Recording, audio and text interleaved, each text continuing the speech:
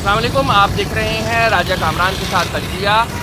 आज जो है रुपए के मुकाबले में डॉलर की कदर में नुमाया कमी हुई है। आज एक दिन में जो डॉलर है वो तकरीबन 6 रुपये सस्ता हुआ है और अगर मजमूई तौर पर देखा जाए तो इंटरबैंक मार्केट में डॉलर की जो कदर है वो तकरीबन 9 से 9.5 रुपये की कमी हुई है। इस तरह से पाकिस्तान की तारीख में पहली मरतबा और जो रुपए की कदर है वो किसी एक दिन में या बहुत ही कलील अरसे में इतनी कम हुई है। इस हवाले से अगर हम देखें तो मार्केट के फंडामेंटल में कोई तब्दीली नहीं आई है। पाकिस्तान की मैशत उन्हीं तमाम मसाइल का शिकार है जिन मसाइल का शिकार आज से चंद दिन पहले थी। पाकिस्तान का तिजारती खसारा 36 अरब डॉलर पहुंच गया है। पाकिस्तान का जो रवा खातों का खसारा है वो 16 अरब डॉलर की तारीख की बुलंद तरीन सतह पर पहुंच गया है।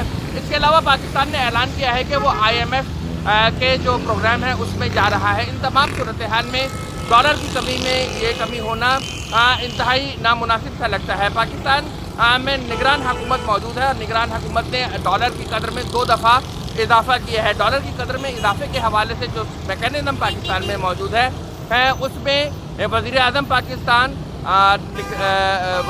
वज़ीर ख़जाना और गवर्नर स्टेट बैंक ये तीनों अफराद मिलकर रुपए की कदर में तब्दीली का फ़ैसला करते हैं।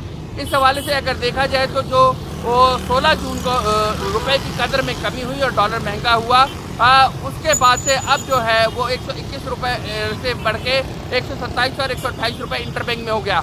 अब ये जो कदर थी ये वापस हो गई है 123 और 122 रुपये पर आ गई है और कल इसमें मज़ीद कमी होने की तवक्को है।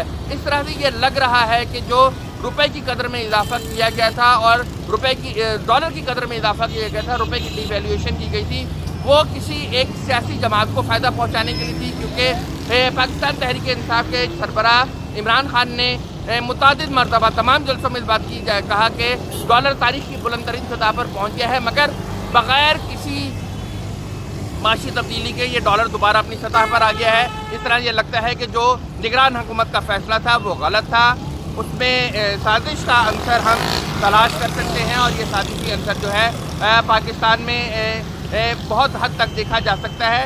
अगर हम ये कहें कि ये ना सिर्फ एक पार्टी को फ़ायदा पहुंचाने बल्कि दूसरी पार्टी को नुकसान पहुंचाने के लिए भी ये अमल किया गया है।